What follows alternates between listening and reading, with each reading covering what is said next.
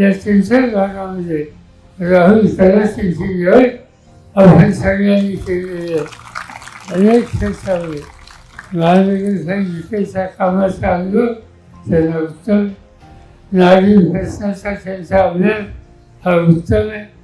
आणि काही झालं त्यांचे जनतेचे प्रश्न सोडवायचे हा मुद्द्याचा त्यांचा निर्धार आहे. आणि त्यामुळे तुमच्या प्रश्नाची सोडव करण्याची ज्यांना दृष्टी आहे अशा व्यक्तीच्या हातामध्ये आपण विधानसभेचं नेतृत्व करण्याची संधी त्यांना आपण दिली पाहिजे.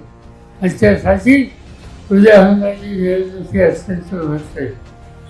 ते शिकवून तुला सगळ्यांना माहिती तुतारी वाजवणारा माणूस त्या तुतारीतून एक प्रकारची जागृती करायची.